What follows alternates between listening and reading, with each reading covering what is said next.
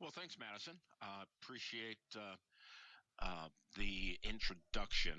This is Bruce. I'm from a Sense regulatory team, as Madison said, and I would like to at least level set for the full audience today. What is California Proposition 65? Well, formally it's called the Safe Drinking Water and Toxic Enforcement Act of 1986. Yes, it's a extremely old regulation. It's been around for a long time. I would have voted for it back in the day. Who doesn't want safe drinking water, and who doesn't want to be warned for potential exposure to chemicals? But they left the enforcement. The California EPA left enforcement up to the citizens, the residents of citizens. Yeah, sometimes California seems like a different country, but the residents of the state of California. And in doing so, some of those residents are lawyers, and they have actually formed over the years what are called bounty hunter law firms that are actually going out and doing the enforcement on Prop 65 and collecting a lot of money at it. Um, Prop 65 prohibits companies from discharging significant amount of listed chemicals into drinking water. That was one of the reasons that this was formed. It was about dry cleaners at the time dumping dry cleaning solvents down storm sewers, things like perchloroethylene at the time. So it was really focused on drinking water. Now it's about 80% focused on products and product exposures and things that you can purchase, and also exposures just from walking in a parking lot in California. Diesel particulates or carbon monoxide or secondhand smoke or other things that you could be exposed to, acrylamide from content in baked goods or French fries and so forth in California. So California is awash in these labels, these warnings, but really it comes down to protecting your products from the bounty hunter enforcement. And we've really seen this ramp up in the past year, where I thought during COVID times, we would see a decrease in enforcement. No, the internet has become the primary hunting ground for products that don't carry a warning, and fines doubled. They went from $35 million collected in 2019 up to $70 million collected by this little cottage industry of bounty hunter lawyers, predominantly in 2020. So we saw a tremendous increase in enforcement, and the average fine for Prop 65 is $50,000 now. The settlement amount is $50,000 for receiving what's called a notice of violation, or a 60-day notice.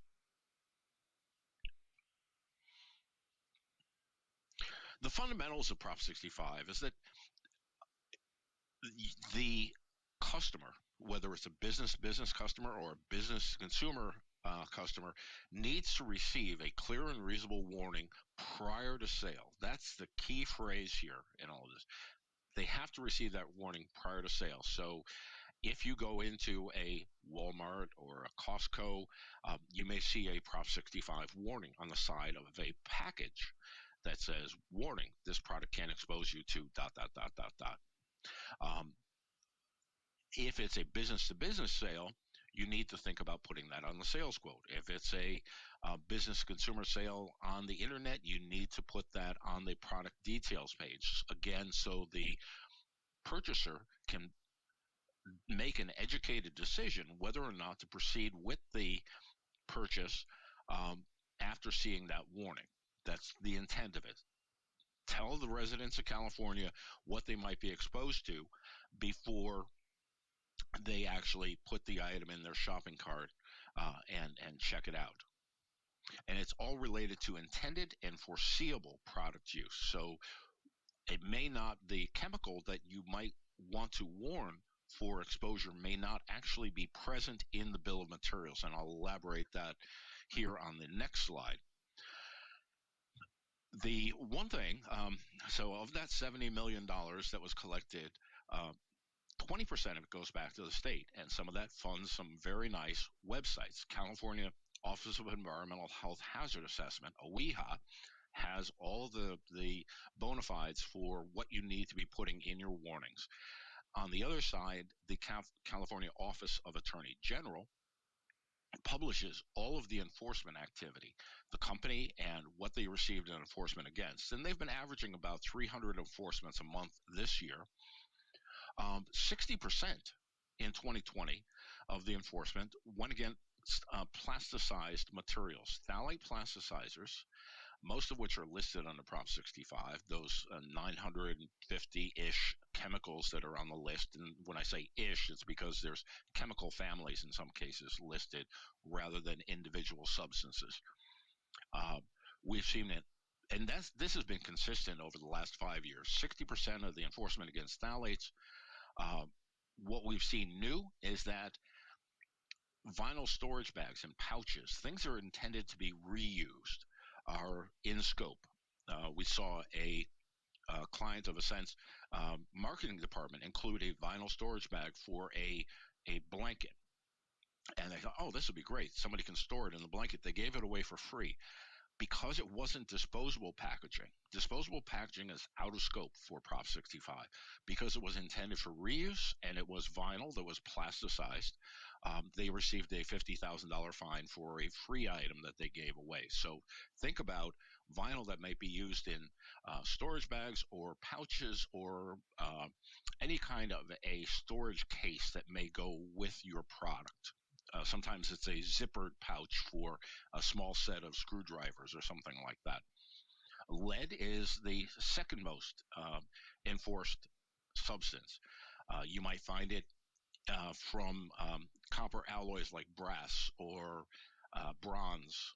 It might be the solder that's used on a printed circuit board, or it could be ink pigment. Sometimes the black trim band on your product that has your company logo on it, that may be a lead-based ink, and the exposure can be from that. Cadmium, I need to remind folks that even free giveaways like a coffee mug that has your company logo on it. If we ever get back to doing trade shows in person, the bounty hunters love to have staff walking the trade show floor, picking up items like coffee cups. And without the warning for cadmium, if your logo has yellow, red, or orange, um, that's a great signal to, hey, we have a clear enforcement here.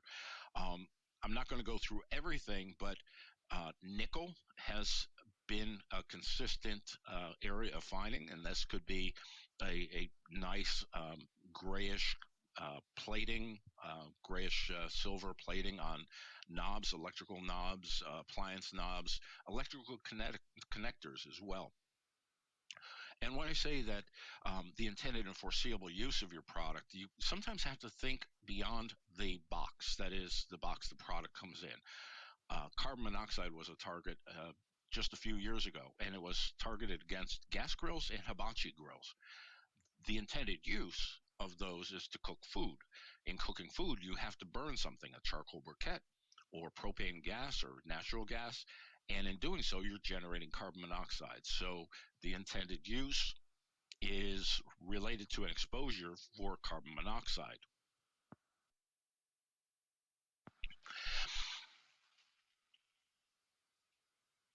So, what do you need to do to stay compliant for Prop 65? Well, collect your third party documentation. This protects you from any potential knock on your computer screen from the Office of Attorney General asking why your company puts a warning on everything. It's like, well, I expect everything contains a Prop 65 substance, so I'm just protecting myself. Well, that's seen as a problem by California leadership. Everybody from the governor down to the director of the EPA says we are just inundated with Prop 65 warnings. Let's make sure that they're valid. So the Office of the Attorney General has the ability to enforce against overwarning. Just like the bounty hunters are enforcing against underwarning, well, the OAG enforces against overwarning. So you want that substantiation. Here's the reason I'm putting a warning on there. My supplier says there's plasticizer in this power cord. And then do a materials based assessment of your product to see where the exposure points are. Is it giving off some sort of a gas? Is it are there touch points? Um, that then there could be hand to mouth transfer, maybe handling brass, and you could convey that into your mouth. There was a situation where back in the day, um, most plasticized vinyl had a lead salt stabilizer in it, and there was a class action lawsuit by a repair technician that was using his mouth as a third hand when he was jockeying an appliance like a washer or a dryer or a refrigerator back up against a wall. He would put the end of the power cord between his teeth, and he had elevated blood levels of lead, and the lead was coming from the power cord. And it was a very easy suit, but he went against all the major appliance manufacturers that he was working with because they didn't warn him for the presence of lead in this power cord. So think about the exposures: mouth exposures, skin exposures, nose exposure, respiratory exposures, inhalation.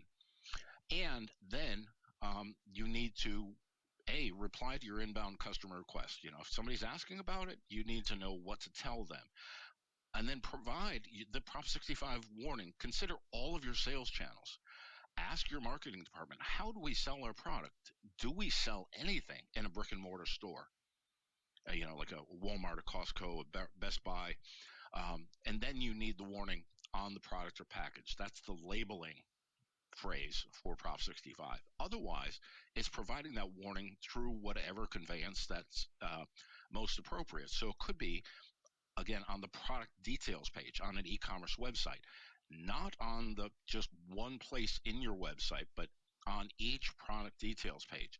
And please, for consideration of people that live in other states that have no idea what Prop 65 means, somebody in Michigan or New York, put above the warning for California residents, please note. Something to that effect. Not exactly that language, but specify this is pertinent to California, not to everybody else. And think about if you have a 1-800 call center where you're accepting orders over the phone. Maybe they need a script if they have an inbound order that has a California billing or shipping address. Have them recite that even verbally. It counts. Do you have paper catalogs? If it has a price associated with some manner of purchasing that item, where it may be the 1-800 call center and there's a price in a catalog, have the warning at least once on each page. It can't be on the beginning of the catalog or the end of the catalog. It has to be at least on each page.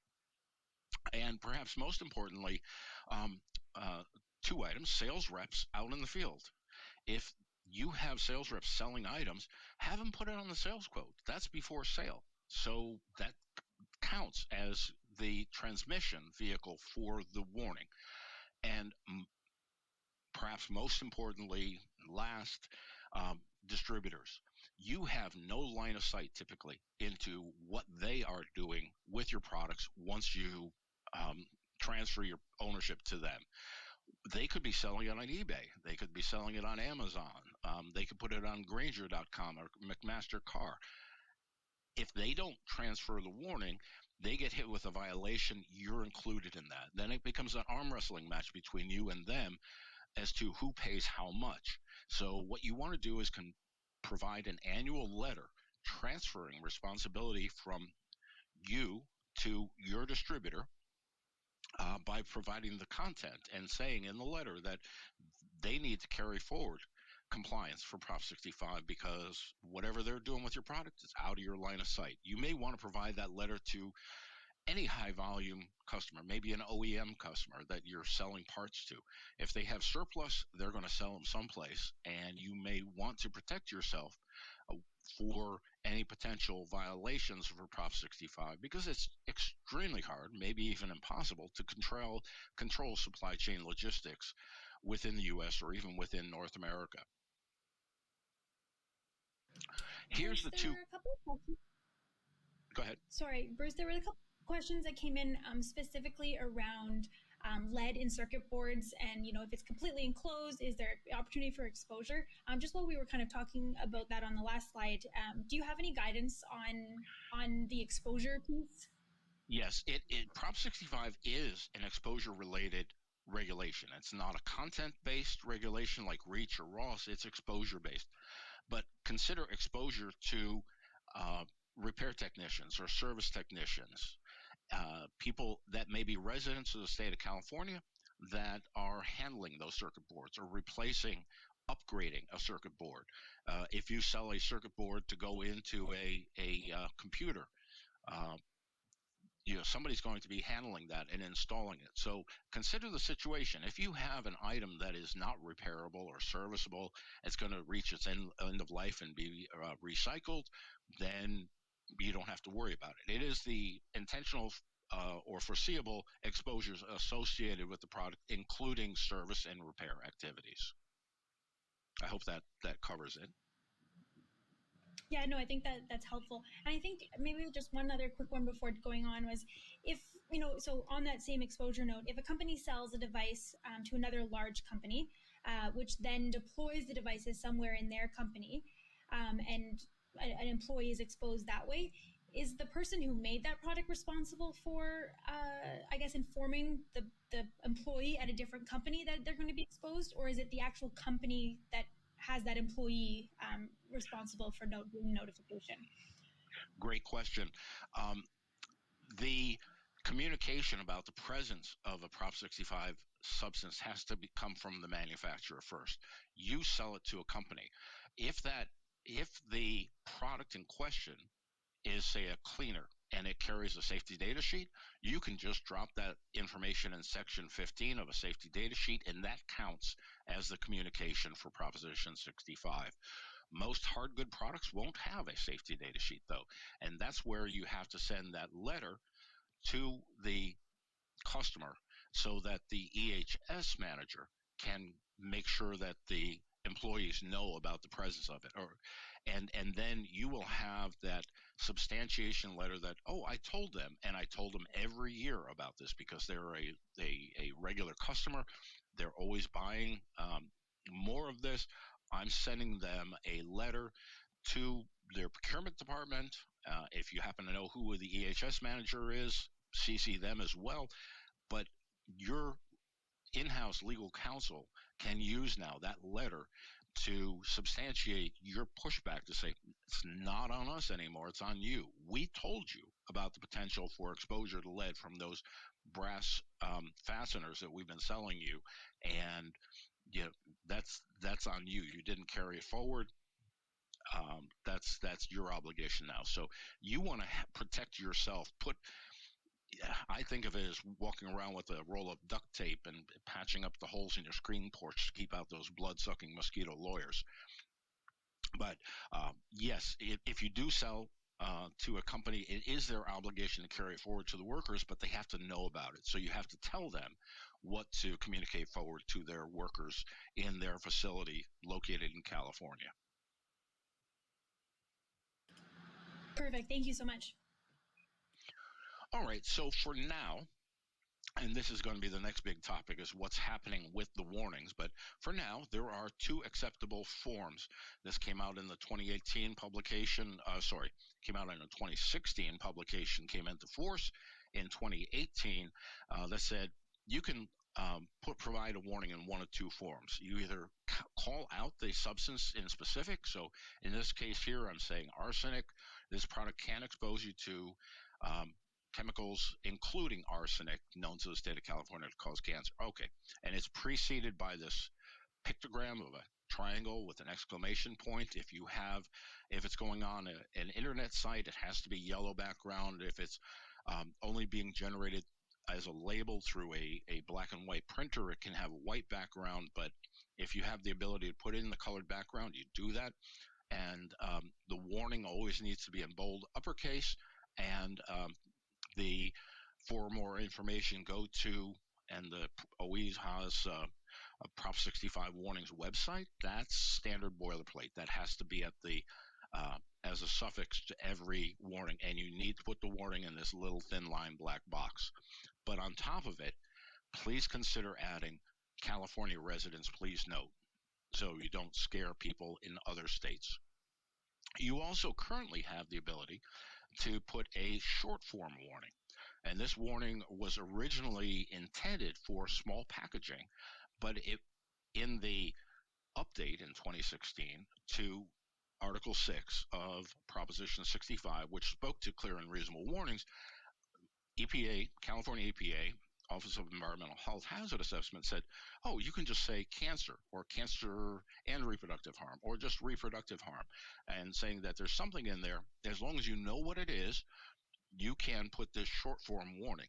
Many companies have adopted this, especially business to business companies, because it's easier to manage, right? You only have one warning to deal with. I love it. Longer form warnings, I've been encouraging our customers that put something into a home. Use a longer form warning. You don't want to scare people by saying you've got two monsters lurking in your house. One's called cancer, one's called reproductive harm, but I'm not going to tell you where they are. No, say the power cord on this lamp can expose you to phthalate plasticizers. And then they say, oh, okay, it's just like an extension cord or like my garden hose. They're not worried. So long form warning is great if you're going into a home. Short form has been ideal, just minimizes the opportunity for human error, putting the wrong warning on the wrong product. So right now you have two warnings, and as you see it down the bottom, you have to have the warning in the same font size as your typical writing on a package, if that's the case, or on a website, and it cannot be smaller than 6-point font. So what happened in January of this year? EPA published a proposal to severely limit the use of Prop 65 short form warnings. They said that doesn't meet the intent of the regulation. We wanted, or the update of the 2016 update, we really wanted people to be informed as to what substances they could be exposed to, and we're going to restrict that.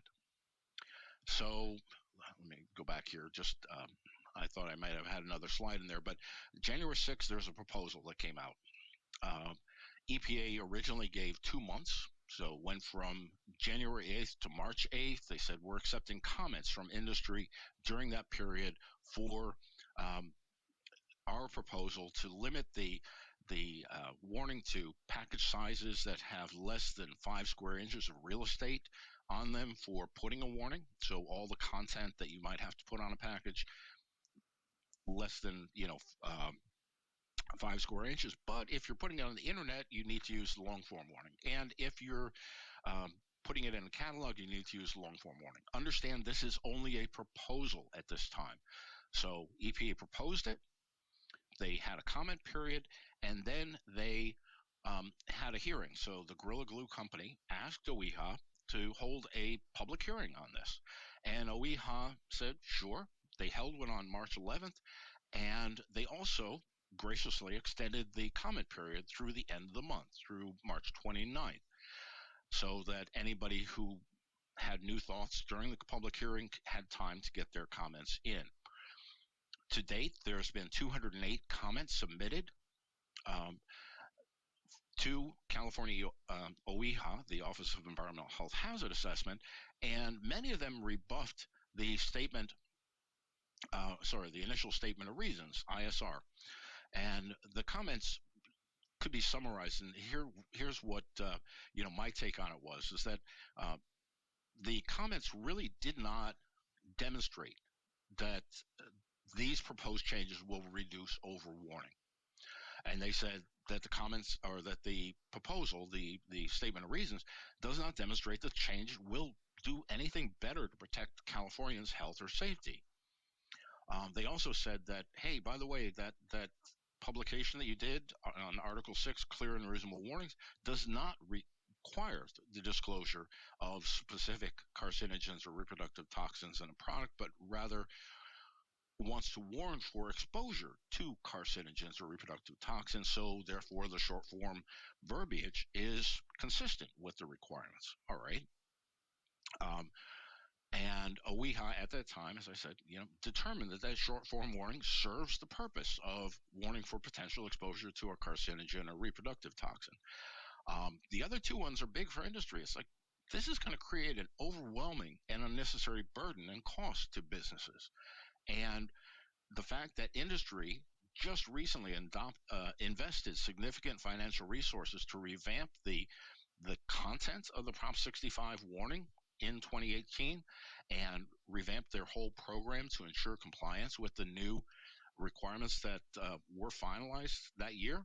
I was like, look, we just went through this, and now you're going to make us do it again. And we just adopted the short form warning for our products. And yes, we have the substantiation. If anybody asks, we can tell them what the exposure is, because that's one of the requirements. If you're currently using the short form warning, you're supposed to be able to, if the customer, your commercial customer asks, or any customer, you're supposed to be able to tell them what the actual exposure would be.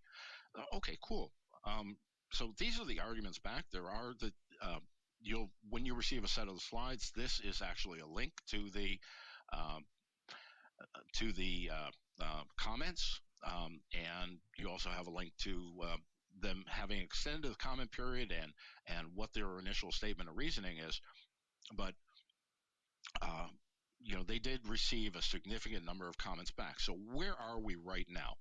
Well, okay, the comment period just closed the end of last month. Sorry, the end of March. Now we're already into May somehow. Uh, I expect that, and I've talked with a senior Prop 65 attorney out in California. I expect that we will see something end of third quarter, perhaps, from EPA, a revised or a proposed final rule on this. That's our expectation, is that they're going to come out with a proposed final rule, again, for comments. They could come out with just the final rule, though. So that's their two options. They said, we already had enough comments back in 2018, and I've heard this argument from folks at OEA saying, we gave you tons of time back when we were going, because I think the initial proposal for the last change started at the end of 2013 and finally was published in 2016, came into force 2018. So there was tremendous amount of time for industry to adopt those changes. Well, now they're saying maybe you can adapt to these changes a little more quickly, and industry is pushing back, saying no, we need time again to make any changes. And by the way, we would like to see your proposed final rule before it gets published. So we think that there will be a proposed final rule again, end of third quarter ish, open for comments, and then a final rule will come out in maybe early 2022, mid 2022, that will come into force the end of 2023. Sounds like a long time off, and you can push this to the corner of your desk. No, don't do that. Think about collecting data now from your suppliers, asking what are the substances in the parts or in your finished products that we buy from you, so that you can be ready to switch fully to the long form warning, especially since it's going to be required for all products on the internet, all products on catalogs. It's only the short form warning on tiny packages across the counter. So pretty much you're going to have to, if OEHA gets their way, we're going to be switching to the long form warning. But right now it is still a proposal. They have tons of comments to dig through, and you're welcome to take a look at those. I'll leave that there.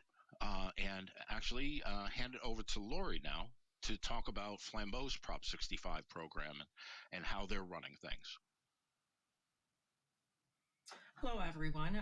First, I want to thank Bruce and Madison for inviting me to this presentation regarding Prop 65. It's been a very educating time. Every time I'm on one of these calls with Bruce and Madison, I always learn something new. So to give you a little bit of background, I've been with Flambeau for just 2 years, and Ascent we had just signed our contract with Ascent, and nothing really had been started except just the very basic supplying details to Ascent. So during my last 2 years, I've been building up our Ascent site, and it is definitely my go-to site for not only REACH or Prop 65, but for REACH RoHS and CMRT data collection. So we went live back in February, and our supplier base is right around 500. We kind of teeter up and down a little bit. And we have part numbers of 5,000 or more and over 10,000, over thousands of finished good products. So as you can imagine, we have a huge database and collection. Our product base is with Art Bin, Duncan, hunting, fishing, and a big area of ours is also automotive, consumer and retail, working with your Amazon and Walmarts and Targets and so forth, and hunting stores. So as you know, that's a lot of work to build a database. Thankfully, Prop 65 doesn't change as often, but since we started, we've collected 80% of our suppliers' information for the parts that they provide to us. RoHS doesn't change much either, but as we know, for those of you who have to do data collection for REACH, that changes every 6 months, and we just can't really get past the 50% because of the changes that come along with it. Keeping in mind that more and more suppliers are now aware of these requirements, it is getting a little bit better. Honestly, I could not do this without the Ascent database and all the internal help that I get from inside people. So when we started, we get like account representatives who work directly with us. If I have an issue, I take it directly to them and they take it to the team internally. Now, Bruce and I actually work close together because he is my inside information person. I can't give out his phone number, but he really does help me a lot with things. We, unfortunately, were blessed with a couple of 60-day notices. So with that being said, we did have a lot of education between us and just learning so much over the last few months. And what Bruce said earlier is definitely true. The bounty hunters are out there buying bulk products off the shelves of the internet. So what do I get out of Ascent? I'm on Ascent every day, probably off and on all day long. Sometimes I can spend a good share of my day on there. We developed a process now, so any product that we're starting to a new customer, a new product line, anything like that comes through me for prior authorization if it needs Prop 65 or if it doesn't need Prop 65 warning. We try to do our best and not use products that require the Prop 60 warning, but I'm in and out of there. The database, I can get my contact information, part numbers, if it's just a part number or a finished good. They keep track of compliance information and changes way ahead of me being informed outside. The biggest report I use is the DSL exceedance report. And what that does is it goes through all our finished goods and it tells me I need to go backtrack and ensure that we do have warnings on our products at this time. And again, they continually monitor what's going on in the outside world.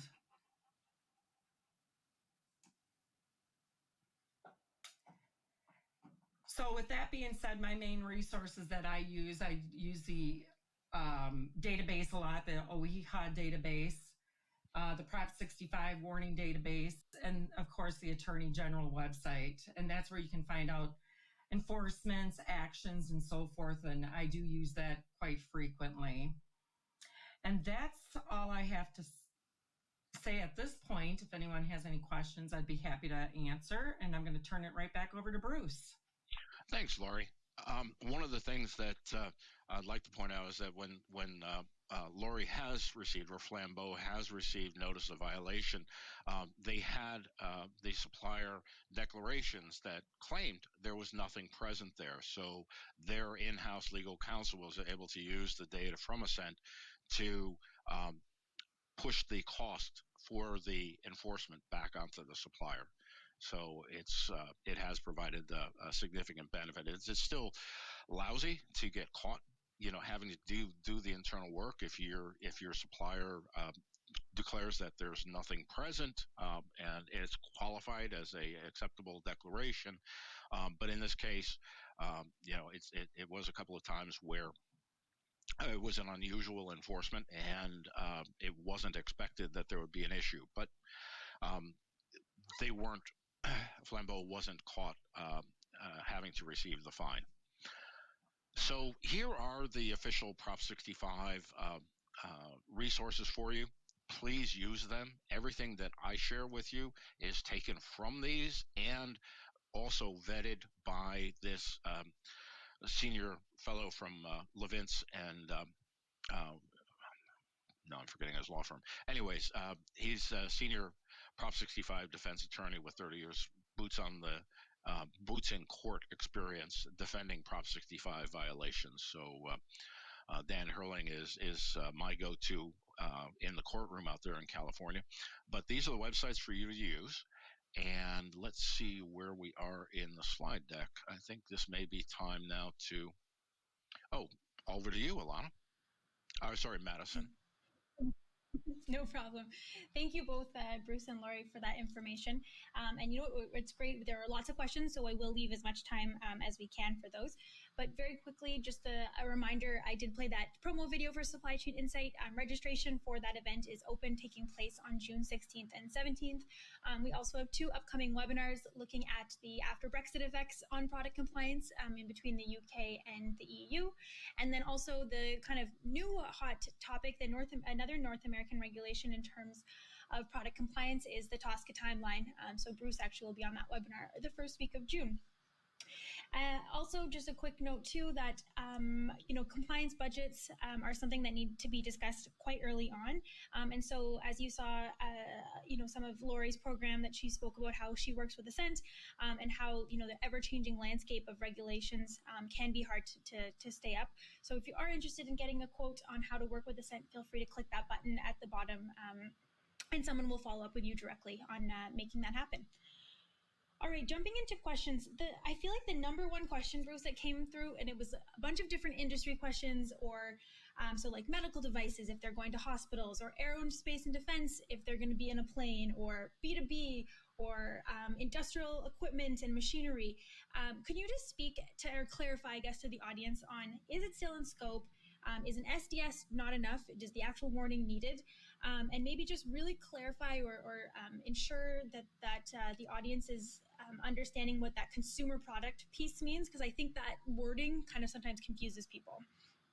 Okay, if you don't mind, Madison, I'm going to take an easy one from Michael here first, though. He was asking what form of nickel enforcement. What type of nickel is what type of nickel exposure is being enforced, and it's specifically skin exposure, and it's irritation to the skin, like from nickel-plated jewelry or handling a nickel-plated object repeatedly. Some individuals are susceptible to that irritation. Repeated irritation can lead to cancer. So it's that progression into cancer that's being warned for, and it's specifically skin contact. One thing I do want to share with the audience, since we're on this topic, nickel alloys are exempt. So things like stainless steel do not require a Prop 65 warning. If you think of all the folks that are running around with orthodontic braces, stainless steel orthodontic braces in their mouths, nobody's getting irritated from those. So, well, they're not getting physically irritated from the nickel content. They may be irritated from having to wear them. But the nickel is specifically to soluble nickel compounds or to nickel metal itself, like on sometimes plating on electrical components or plating on knobs. But you're absolutely right, Michael. It's not hazardous for oral ingestion. And I did mention trade show giveaways. So yes, it does apply to swag at trade shows. That happens to be a very favorite place to go around and get something, especially if it's branded with your company. It's very hard to refute that, your product wasn't plasticized, your product didn't contain lead or cadmium or something like that. So, it's got your logo right on it. Obviously, it's yours. Now, the question came in and said, hey, if, would grandma get sued for making homemade nickel-plated buttons? No, they're looking for commercial. I guess technically could be, but it's products in commerce that are being attracted to, and it is the company giving away free things though at trade shows, and this has happened repeatedly. So it's not something that I'm making up here. I know it's like, geez, we gave that away for free, but oftentimes there's no bill of materials for that. So even Ascent customers who collect data on their products, marketing will go out and purchase a crate of coffee mugs from some vendor, have the logos on it, it all looks beautiful, but provide them then as giveaways at a trade show in California. And that's where they get caught up, because now you're providing a product to, even if it's free, you're providing a product to a resident of the state of California that's causing exposure, or that can cause exposure. So be aware of it, because typically the compliance department never gets to see that product. You just have to make your sales teams and your marketing teams aware that giving away free things is nice, but it can have risks associated with it. Going back to the other question about um, products and workers exposures and such, yes, the safety data sheet is acceptable. California OSHA has said, yes, if you put that information in a safety data sheet, it counts as a Prop 65 warning. So if you drop that information in Section 15, where it says other regulatory information, um, that absolutely counts as conveying it. The difficulty is that many products don't have a safety data sheet. Durable goods don't carry safety data sheets normally. So this is where you have to send that annual letter to the company, and if you can, CC the environmental health and safety manager, or ask them. Whoever receives it in procurement may just throw it in the trash, but you want to convey the warning to the workers that are handling, say, brass fasteners, again, for the lead content, or vinyl sheathed wiring. Somebody sends a spool of wire, and another question I said, can you add additional labeling on it? Yes, you can. We have some customers actually that I've asked to put warnings on where you don't necessarily need it. The product's already been sold, but in one instance, it was a key cutting machine. And we both agreed, their manager of compliance and I agreed that, hey, some kid is going to be working in a hardware store cutting keys. They're not going to know that the brass dust contains lead. So let's put a metal plate on the machine that carries that Prop 65 warning. Now, for a health reason, all right, we're kind of covering both bases here, but we're using the lead key blank carries contains lead. The brass dust, wash your hands. It's that notion of wash your hands before you eat your lunch. So yes, you can. If you think that your product poses a significant health hazard, you can put the warnings on after the horse is out of the barn, so to speak. The warning needs to be conveyed for compliance purposes before the sale is made. If you want to put warnings on, one of our customers makes lock sets that again, brass lock sets that go in, say, a front door. Well, the person staffing that locksmithing truck may not know that all this brass contains lead. So they put a warning about lead, brass contains lead on each box that goes on that locksmithing truck, just as an added service. It's more of a health protective practice. Perfect. Thanks, Bruce. There were also a couple questions around the letter. Like, is there, what needs to be included in it? When is a good time to send it? Is there a standardized, process or any guidance on that part? Yeah, so the letter should go out on your letterhead, dated like any other certificate or declaration, with a signature block at the bottom. And then first you call out the regulation. Per California Safe Drinking Water Toxic Enforcement Act 1986, parens Prop 65, we're hereby notifying you of the potential exposure to the following substances listed under this state regulation. You list your products, your parts, your materials, and the substances that can cause exposure. And then you say, by this communication, we are transferring the responsibility for continued compliance to you for any downstream resale. And then again, maybe in parentheses, you say online, um, for example, online in catalogs, etc. And that you are required to push this forward because we have no line of sight into where you're reselling this. And then, for any questions, give us a call and send that letter out, and do it every year. That's a requirement under Prop 65. This is actually a um, California OEHA, EPA OEHA, Office of Environmental Health Hazard Assessment, again, provides this as a means for you to transfer responsibility successfully from your company to the next. Now, they're supposed to reply back and say, yes, understood, and give you that reciprocal handshake that, got it, it's on me now. Seldom happens. And hopefully, California EPA will address this as something that we and others have brought up with California EPA to say, it's great, we ask for them to accept the responsibility and the transfer, but they don't. When we send those out, Ascent can send these out for you. But when we do it, we collect a click button that they've actually read the letter, and then we can easily set the timer and the software timer. You probably have good IT departments or marketing departments, sales departments that have all the customer addresses already in there. You just have to tell them to circle the date on the calendar to send this letter with a fresh date on it every year to the customers, and then keep a stack of those should your in-house legal counsel ever need to push back on an attempt to transfer that 60-day notice, the settlement costs associated with it, back to you from them. It's like, no, we told you, you're responsible now. You've got this going forward. And then if you want to share the cost, that can be an internal business decision. I know that the relationships with many distributors, it's very important. So, I've been with a company that would tolerate those costs back to keep the distributor happy. But let that be your decision or your business unit's decision, what kind of cost sharing.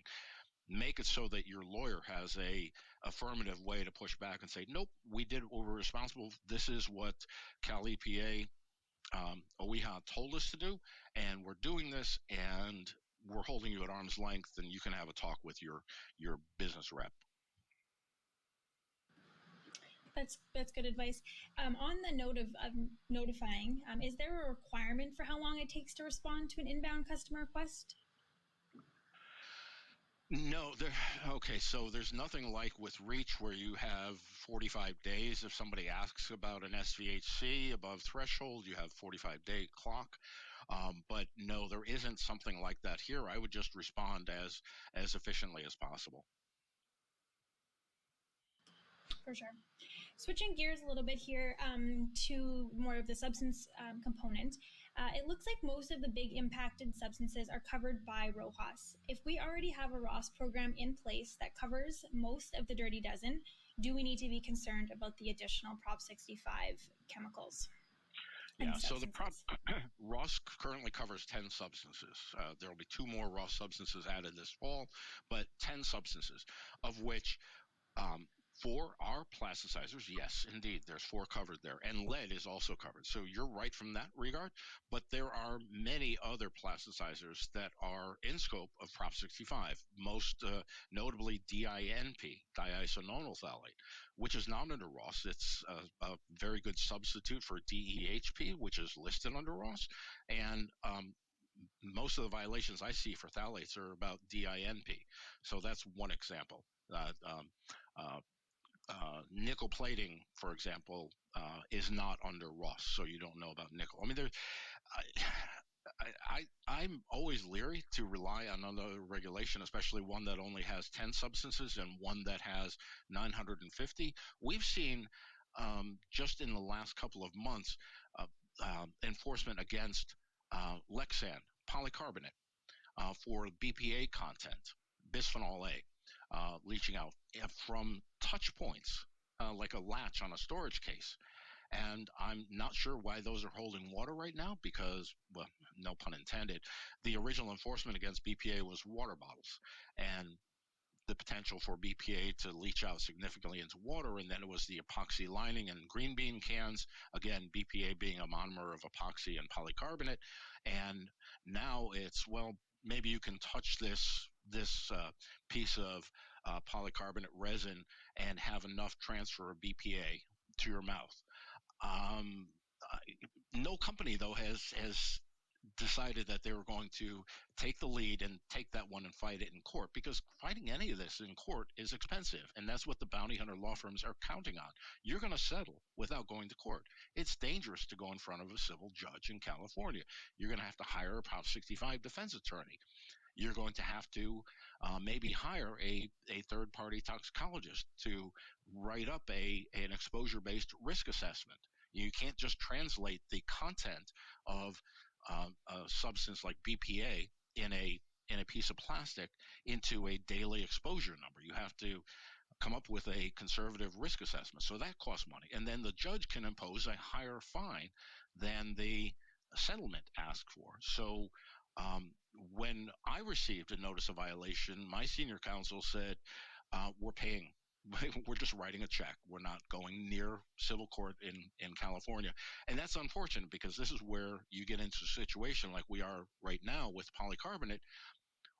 Polycarbonate, at some point, we may see eyeglasses come into play, because many lenses on eyewear, they're shatter resistant, and that's because they're made out of polycarbonate. They're touch points. I touch my eyeglasses. I wipe them all the time during the day. So, is that an exposure hazard for BPA? Maybe, according to the enforcements that we've seen recently. So, it can get crazy when you've got lawyers enforcing compliance.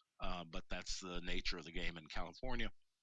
Not the biggest fines in the world, but still $50,000 will put a dent in your profits for the year, or that particular business unit. So you don't want to get in a situation where you're eating those costs. You want to be able to pass it back to the supplier if they provide inaccurate or incomplete data to you.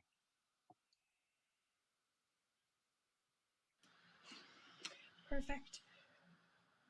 There's another question here regarding like testing of chemicals. Like, is that the best way to go about it? I guess specifically the question is, how can we decide the Proposition 65 compliance of a metal part by testing all 1,000 chemicals? Whose responsibility is to decide which chemicals should be tested, buyer or seller, or is there a better way of doing that?